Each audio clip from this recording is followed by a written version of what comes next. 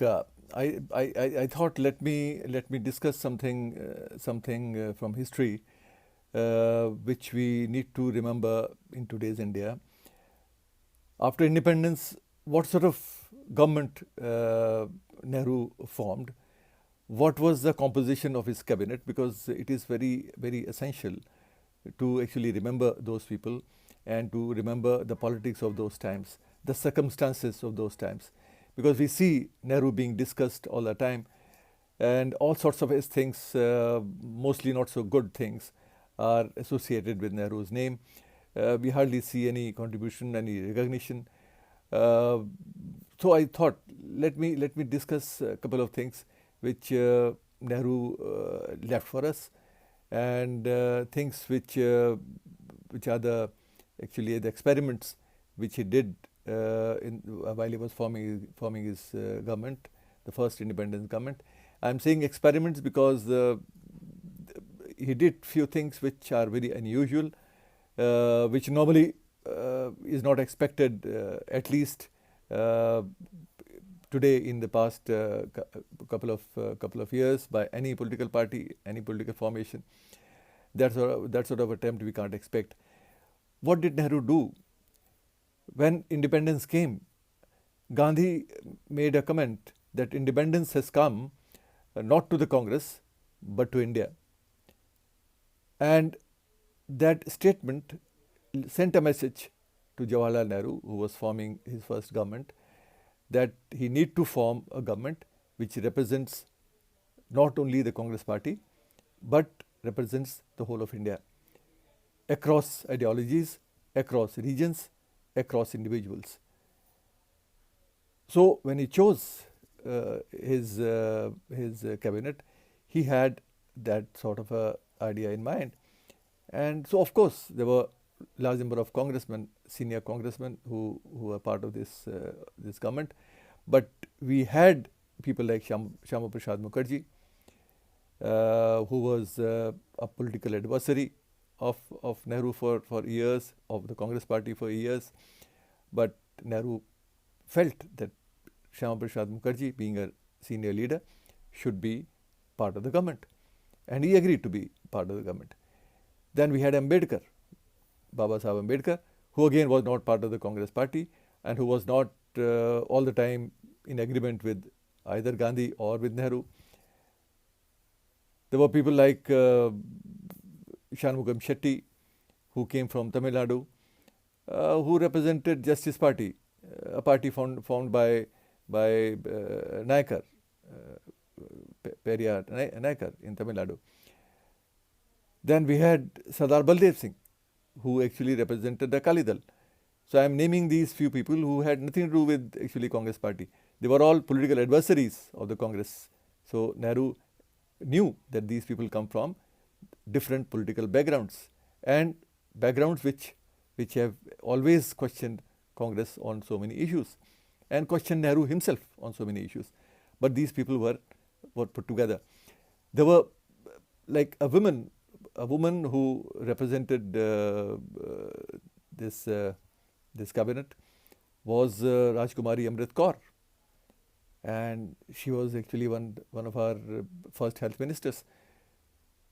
So the whole cabinet was a cabinet full of diverse individuals who came from different backgrounds, different genders, different ideologies, and this issue which Nehru faced while forming his government, we should know that Nehru did it not because he had any compulsion to do it, or we should not see it as his weakness, because he was actually one of the most popular leaders of the time across India.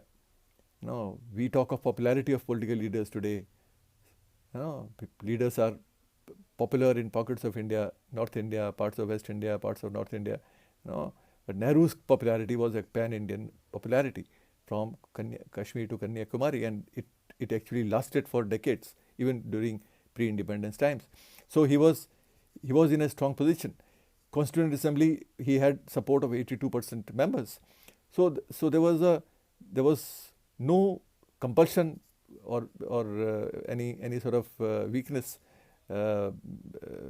while Nehru chose his cabinet.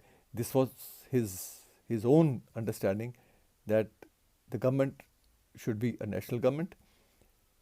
He actually brought in even Parsis, like C.H. Bhabha was an industrialist. He was brought in. So there were Parsis, there were Christians. Mathai was there as one of the ministers.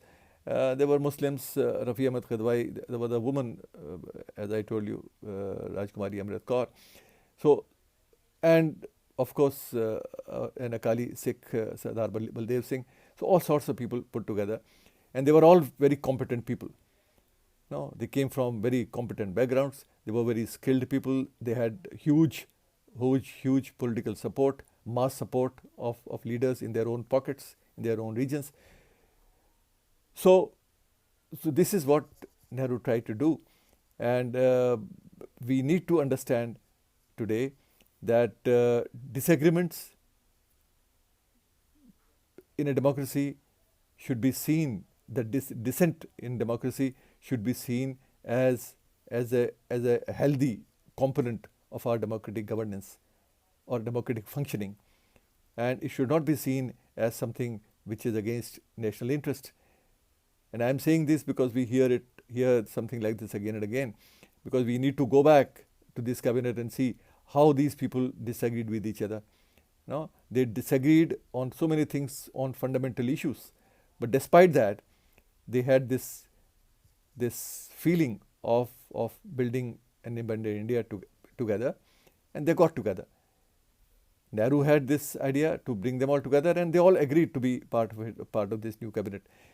Few years later, there were differences, and they left respectfully. Ambedkar left on Hindu Code Bill controversy with the government.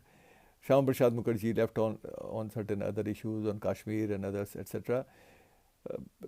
Shanmugam Shetty left on so many other personal issues. Other people came in. So these things continued. But the first cabinet had this composition, which was not really based on just one party, the Congress party, which could have claimed that it had been the party which led the freedom struggle.